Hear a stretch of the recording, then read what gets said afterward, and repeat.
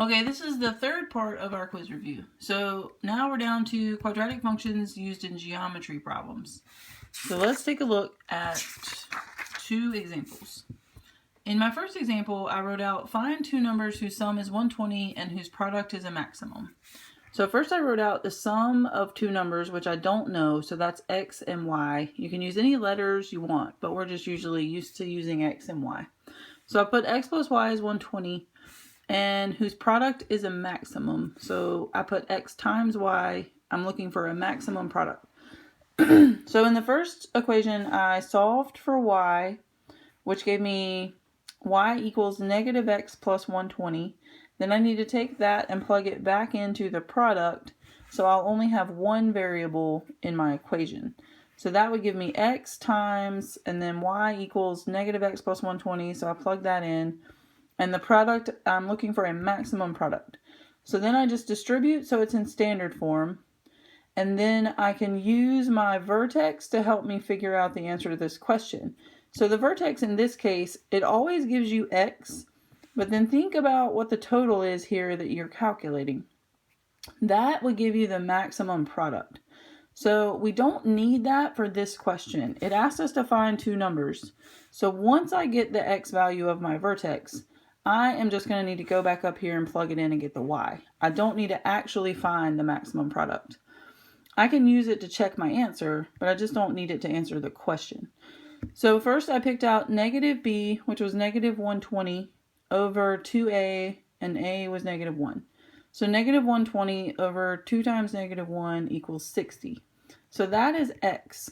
All I need to do is take 60 and plug it back into x plus y equals 120, and I would get my y. So I'll put that over here. Just notice in the beginning of the problem, it might be a good idea to write out like what do they want you to find. So this one just said find the two numbers. So now I've got x is 60, y is 60, which would make sense because if you multiply them, they do have a maximum product. And if you add them, they do equal 120.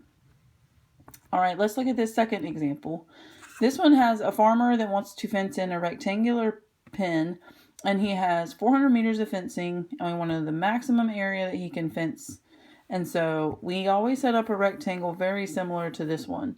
We know that opposite sides are equal, and then if we only have 400 meters of fencing, we know that we have to take away the two sides we've already put in place. Then we also have to divide that amount evenly for these two longer sides of our rectangle. And then we know the area is length times width for a rectangle. So I wrote down area is length times width for what I've drawn over here. And I just wrote that very literally. I didn't simplify anything yet.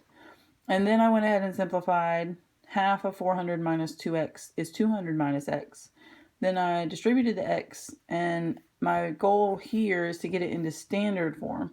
So that again, just like on this problem, I'm going to use the vertex formula to figure out the answer to my question. So when I find the vertex, remember x is always what you find first.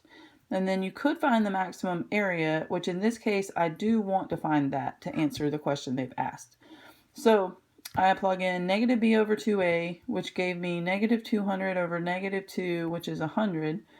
And then if I plug that back into my function, where the area would be a maximum, I got 10,000. So to answer his question, the maximum area the farmer could fence is 10,000 square meters.